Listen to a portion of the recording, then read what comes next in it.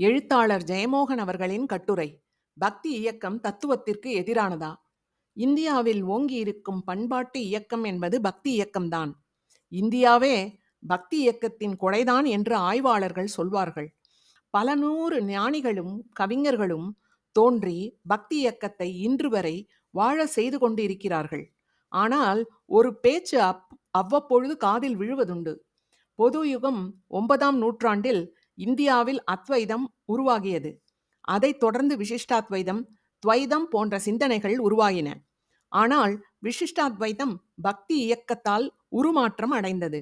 காலப்போக்கில் அத்வைதமும் பக்தியால் விழுங்கப்பட்டது.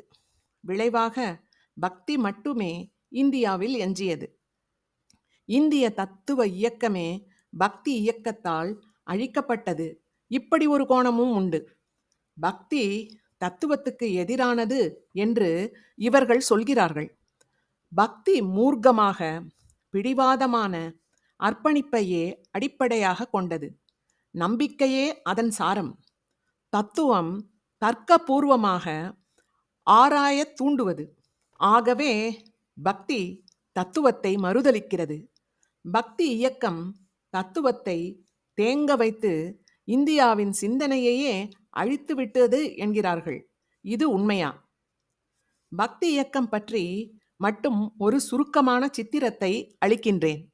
பொது யுகம் 7ஆம் நூற்றாண்டு முதல் பக்தி இயக்கம் ஆரம்பிக்கிறது.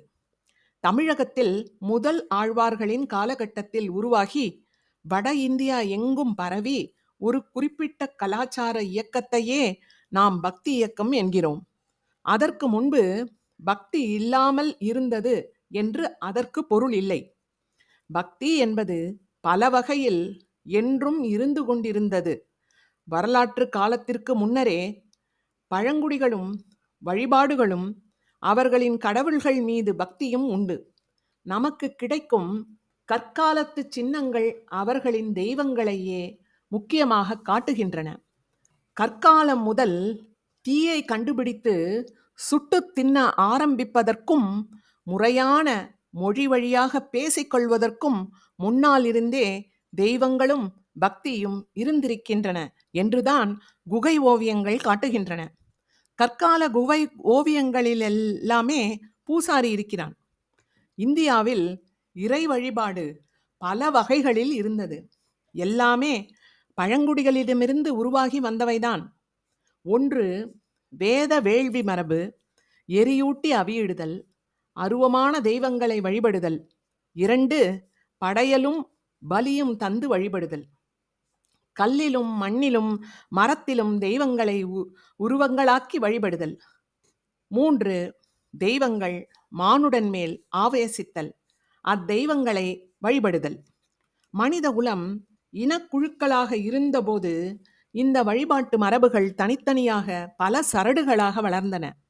வரலாற்றில் அரசுகள் உருவான பொழுது ஓர் அரசுக்குள் எல்லா வகை மனிதர்களும் வாழ்ந்தனர். அப்போது இவை ஒன்றோடொன்று உரையாடி ஒன்றாக கலந்தன. அதன் பின்னர்தான் தத்துவம் உருவானது. வழிபாடுகளில் உள்ள குறியீடுகளையும் படிமங்களையும் மதங்கள் தத்துவார்த்தமாக விரிவாக்கி கொண்டன. அந்த தத்துவ உருவகங்கள் வெவ்வேறு வழிபாடுகளை இணைப்பதற்கான விளக்கங்களாக ஆயின. அவ்வாறுதான் மதங்கள் உருவாயின.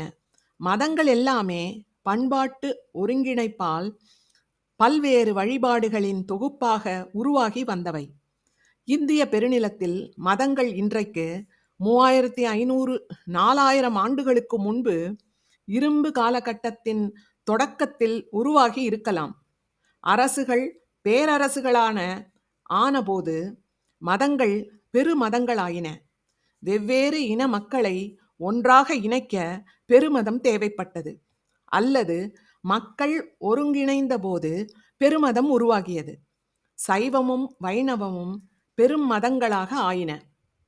சைவ வைணவ பெரும் மதங்கள் உருவான பின்னர் மேலும் பல நூற்றாண்டுகளுக்கு பின்னர்தான் பக்தி இயக்கம் ஆரம்பிக்கிறது. ஆகவே பெருமதங்களை பக்தி இயக்கம் உருவாக்கவில்லை. பக்தி இயக்கம் என்பது பெருமதங்களுக்கு உள் உருவான ஒன்று. ஏன் அது உருவானது? பக்தி இயக்கத்தின் உள்ளடக்கம் அதற்கு பின் வந்த வரலாற்று மாற்றம் இரண்டையும் பார்த்தால் அது புரியும். 1. பெருமதங்களின் மையம் வைதீகம் சார்ந்ததாக, உயர்குடிகளை சார்ந்ததாக இருந்தது. பக்தி இயக்கம் வழியாகவே அது சாமானிய மக்களின், அடித்தள மக்களின் கட்டுப்பாட்டுக்குள் வந்தது. பக்தி இயக்கத்தையே சிரமண இயக்கம், உழைப்பவர் இயக்கம் என்று சொல்வதுண்டு. பக்தி இயக்கத்தின் கதைகள் எல்லாமே வேத ஞானம், அதிகாரம் இரண்டை விடவும் எளிமையான மக்களின் தூய பக்தியே கடவுளுக்கு அணுக்கமானது என்று காட்டுகின்றன. 2. பக்தி இயக்கம் இந்திய சமூகத்தில் உள்ள அடித்தள மக்களின் சடங்குகள், நம்பிக்கைகள், ஆச்சாரங்கள் ஆகியவற்றை பெருமதங்களுக்குள் செலுத்தி மையத்துக்கு கொண்டு சென்றது. 3. பக்தி இயக்கம் வேள்விகளுக்கு பதிலாக இசை, கவிதை, கலைகள் ஆகியவற்றை பக்தியின் முகமாக முன்வைத்தது. வரலாற்று போக்கில் பக்தி இயக்கம் என்பது வெறும் பக்தி அல்ல, அது அடித்தளத்து மக்களின் அதிகாரத்தை அடைந்த ஒரு வகையான சமூக அரசியல் எழுச்சி.